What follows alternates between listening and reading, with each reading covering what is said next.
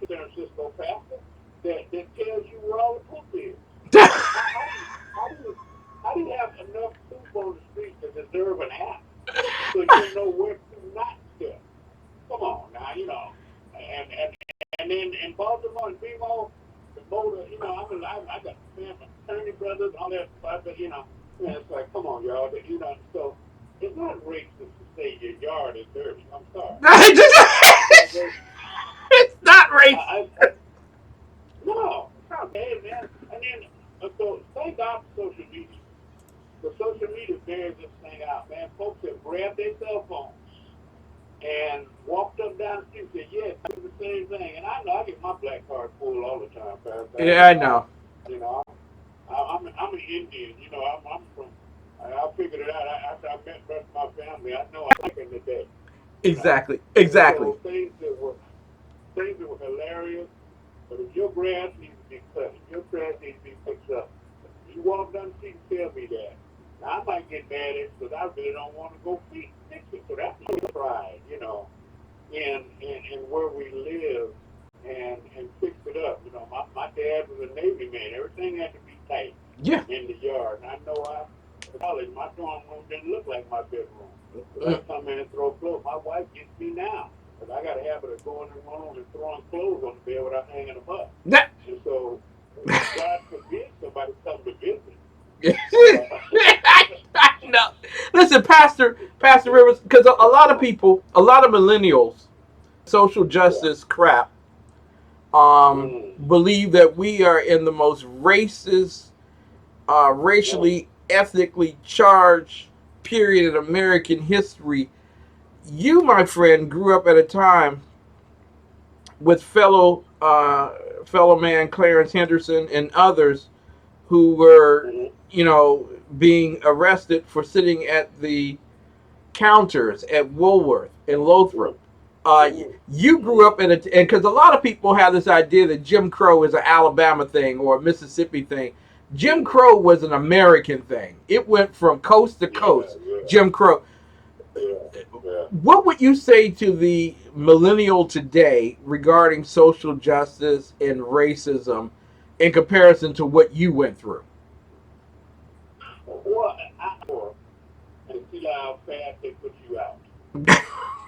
See how fast the security guards hit the door. I come, like I told you, I remember coming from Florida in March of 1965 with my mom and my dad. I was 10 years old. We were on our way to California. My dad got transferred out here.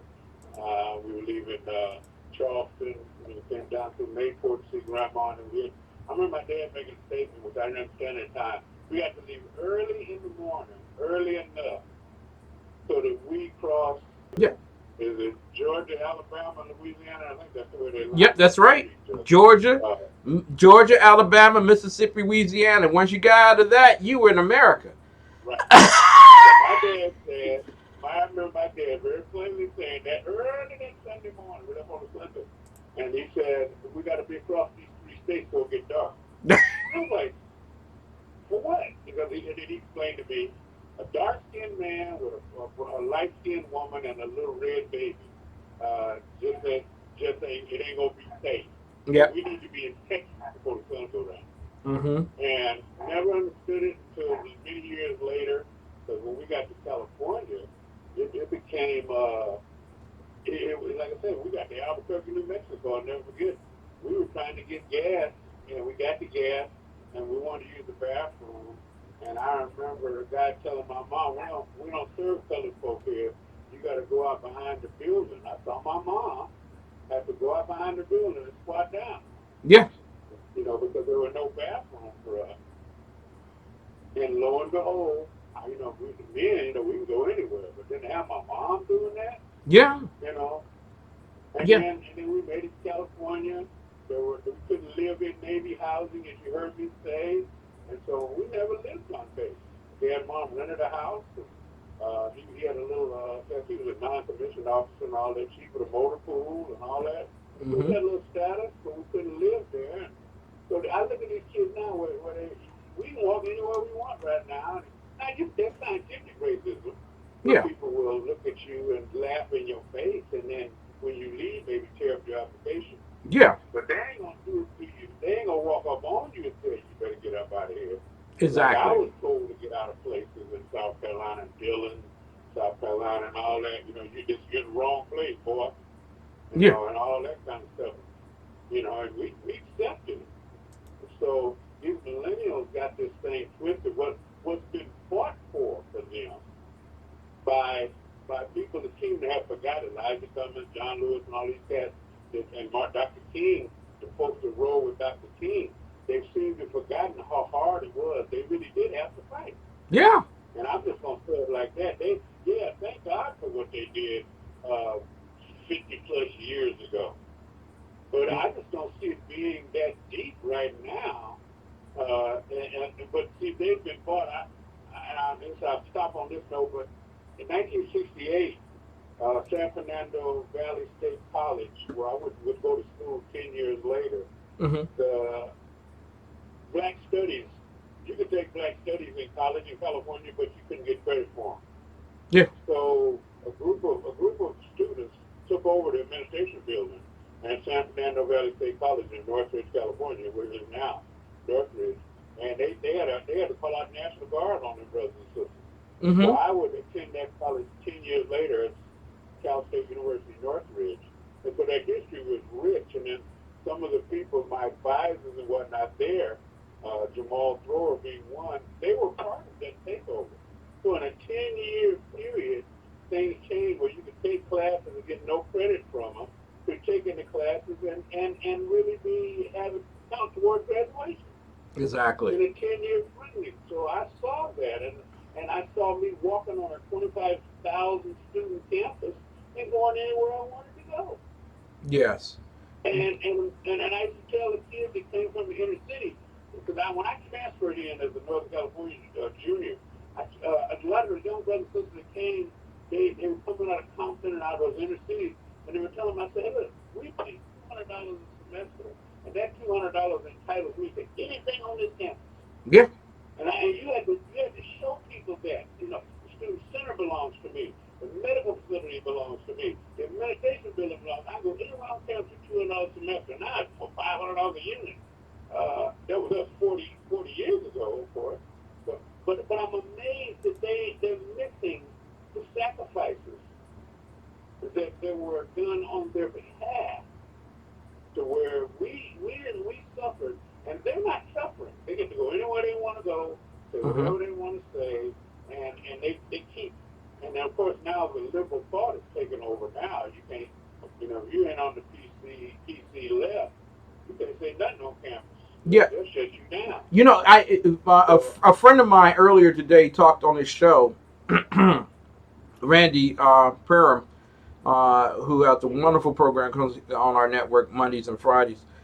He talked about the mhm, fact that at one time you couldn't use person of color or colored person because mhm, black people would riot with you saying person of color or colored person. But today, you have people on Capitol Hill, including Elijah Cummings, who's now using the terms mhm, colored person. Now, I was on my birth certificate colored. mhm, My parents were Negro, so I don't know if we're related. mhm. But Yeah. but Listen, but my, it my, yeah. my, my mama's. I got my mama's high school diploma Uh in huh. Dillon, South Carolina. You know what it says? What does it It say? says Dillon Colored High School. Dillon, Exactly. South Carolina. Dillon Colored High School. I got it in the garage. A high school diploma. Now, when I got to high school, my high school said Seaside High School. Yeah. So I'm a Spartan. And I came up through all the name changes, man. And my dad. I was just telling my wife. I woke up thinking about my father. He used to say, words that were like, my dad was sitting around. I was a young boy. He said, "Them jigaboos down there." I said, Mm-hmm. "What the heck is a jigaboo?"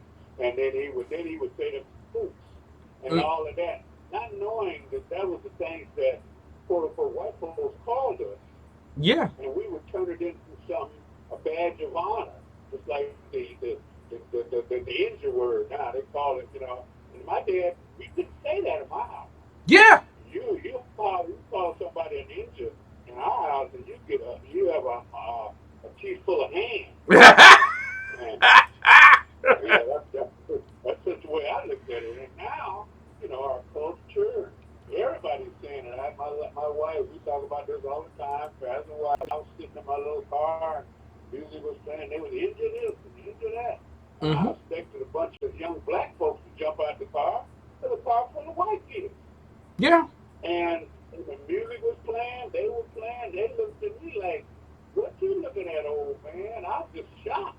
Exactly. 4 white kids with dreadlocks and everything else jump out the car. Of course, the car smelled like a pound of weed, which just, and I remember them days too. Yeah. But brother, let me tell you, I was shocked, and it went on in the stove with their pants sagging and all of that kind of stuff. And I said, wow, how far we've come. How far? Not far at all. Now, it used to be a point where if you used the N-word, you were either going to get a beat down or someone was going to go to jail.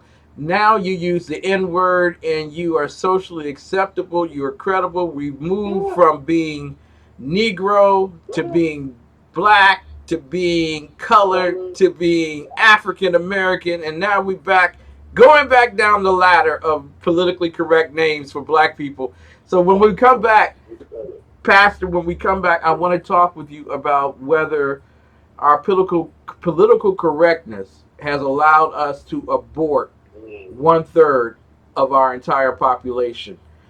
Ladies and gentlemen, when we come back, Pastor Bruce Rivers, whose nonprofit At the Well is dedicated to working with prisoners in the reentry programming industry, come back with us because he's also one of America's leading provocateurs, per se, in terms of ending abortion in America. And Lord have mercy, it is the one thing that this nation must do in order to be in a moral state with God. We'll be right back. Aloha and welcome to Hawaii Now. Lion Coffee is a brand many grew up with here in the islands.